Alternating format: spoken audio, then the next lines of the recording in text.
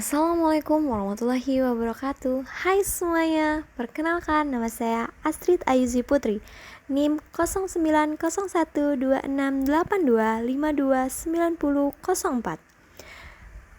Pada kesempatan kali ini saya akan mempresentasikan sebuah paper dengan judul Hybrid Approach to Optimization and Machine Learning Method. Ini adalah mata kuliah pembelajaran machine learning. Baiklah, mari kita mulai. Pernahkah kalian mencoba memecahkan masalah kompleks seperti memprediksi harga saham atau mengkelompokkan jutaan data pelanggan dan merasa algoritma yang Anda pakai seperti itu saja, di hasil yang biasa-biasa saja? Di dunia komputasi, kita tahu bahwa tidak ada satupun algoritma yang sempurna. Namun, apa jadinya jika kita bisa menggabungkan kekuatan dua algoritma berbeda untuk menciptakan solusi yang lebih cerdas, lebih cepat, dan lebih akurat? Inilah yang menjadi inti dari tinjauan sistematis saya. Presentasi ini adalah tinjauan sistematis tentang pendekatan hibrida antara metode optimasi dan pembelajaran mesin. Tinjauan ini fokus pada bagaimana menggabungkan yang terbaik dari kedua dunia untuk mengatasi kelemahan algoritma tunggal.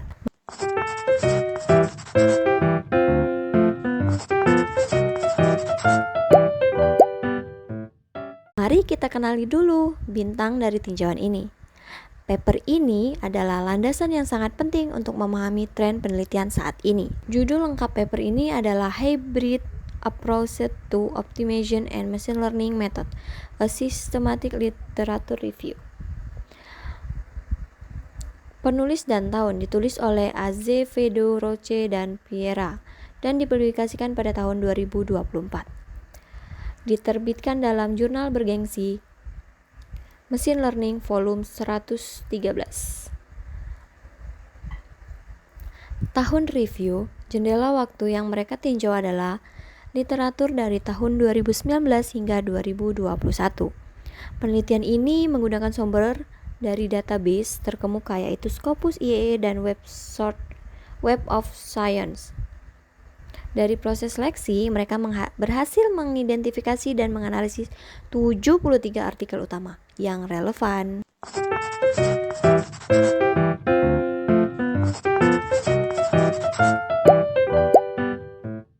Mengapa kita harus repot-repot membuat metode hybrid?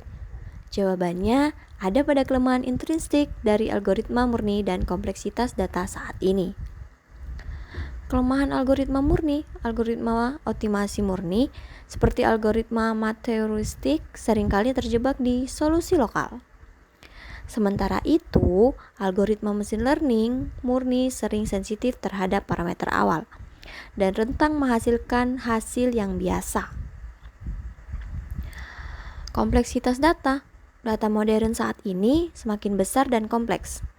Ini menuntut algoritma yang tidak hanya akurat tetapi juga memiliki kecepatan dan efisiensi komputasi yang tinggi. Sebelum paper ini ada kekurangan tinjauan sistematis yang fokus pada kombinasi efektif antar algoritma, evolutionary, swarm dengan clustering, serta classification. Paper ini hadir untuk mengisi celah tersebut.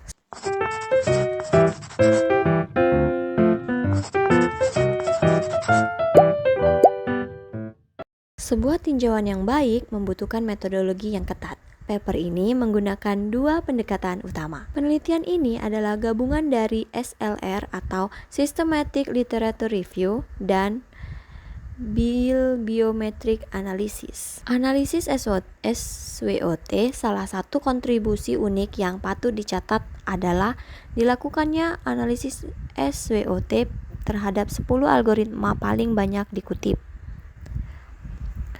Tujuannya adalah untuk memetakan secara jelas kekuatan, kelemahan, peluang dalam bentuk hybrid, dan ancaman dari metode murni.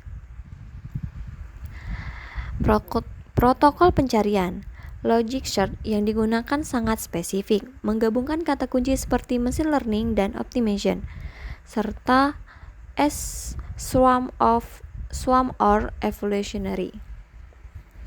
Mereka menerapkan filter tajam dengan fokus pada clustering dan classification.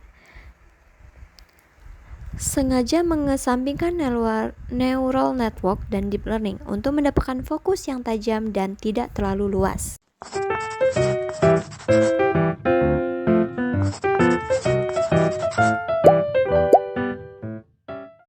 Hasil algoritma paling populer.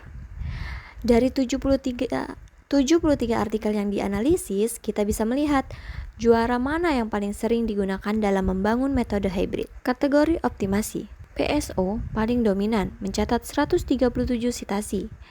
Popularitasnya didasarkan karena algoritma yang cepat dan sederhana. GA peringkat kedua dengan 71 sitasi, dikenal kuat dalam eksplorasi ruang pencarian. Lainnya termasuk differential evolution (DE) dan artificial bicloney atau ABC. Kategori machine learning, super vector machine atau SVM merupakan algoritma yang paling sering dioptimasi dengan 88 sitasi. Sering digabungkan dengan PSO untuk tuning parameter kernel. Kemudian ada K-means, algoritma clustering utama. Paling sering digabungkan dengan optimasi untuk mencari kontroid awal yang optimasi. Lainnya seperti KNN dan decision tree.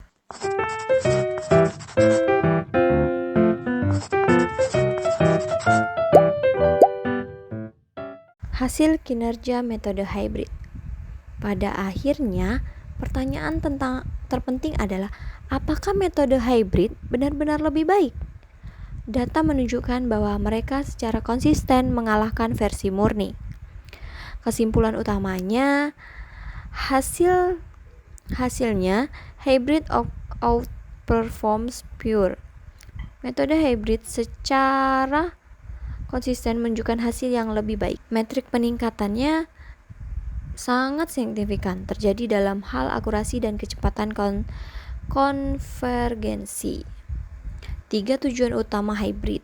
Yang pertama, optimasi parameter machine learning. Digunakan untuk tuning parameter yang sensitif dalam machine learning. Misalnya, menentukan kernel optimal pada SVM. Menghindari lokal optima. Algoritma optimasi seperti PSO atau GA digunakan untuk mendapatkan inisialisasi solusi yang lebih baik. Contohnya menentukan kontroid awal K-means. Ketiga, efisiensi komputasi. Kombinasi ini bertujuan meningkatkan skalabilitas dan efisiensi komputasi saat berhadapan dengan data besar.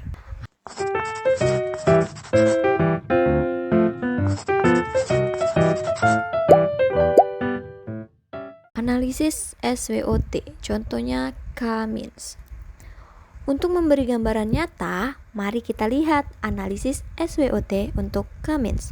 Salah satu algoritma machine learning paling populer. Strength, kekuatan. K-means dikenal cepat, sederhana, dan mudah diimplementasikan, menjadikannya sangat populer. Yang kedua, weakness, kelemahan. Sayangnya, ia sangat sensitif terhadap inisialisasi kontroid awal dan mudah terjebak di solusi lokal. Yang ketiga, opportunity, peluang hybrid. Kelemahan ini membuka peluang emas. Kita bisa menggunakan algoritma optimasi seperti GA atau PSO untuk menentukan kontroid awal secara optimasi, sehingga mengatasi masalah sensitivitas inisialisasi. Kemudian yang terakhir, threats, ancaman.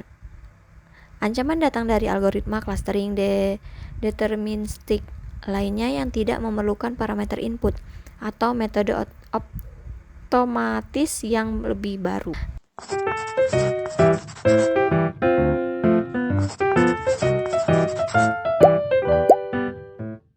Kelemahan penelitian.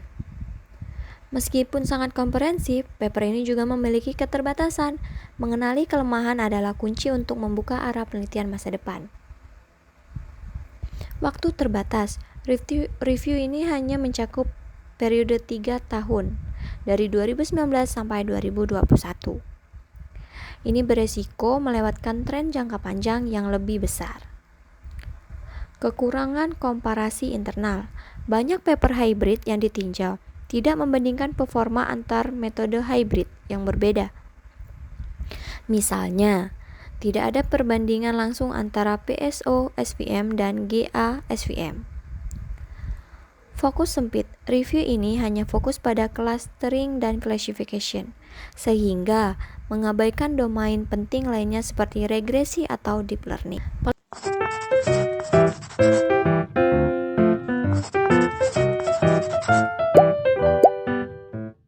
Peluang riset masa depan. Kelemahan tadi membawa kita pada 4 peluang riset yang paling menarik di masa depan. Yang pertama, multi-domain objective. Menerapkan pendekatan hybrid untuk masalah yang memiliki banyak tujuan yang saling bertentangan. Yang kedua, evolutionary deep learning. Menggabungkan algoritma evolusioner dengan deep learning, khususnya untuk desain arsitektur otomatis. Yang ketiga, ada explainability XAI. Fokus pada pembuatan model hybrid yang tidak hanya akurat tetapi juga bisa dijelaskan dan transparan. Kemudian terakhir ada big data, pengembangan teknik untuk meningkatkan skalabilitas metode hybrid agar dapat menangani data dengan dimensi dan volume yang sangat tinggi.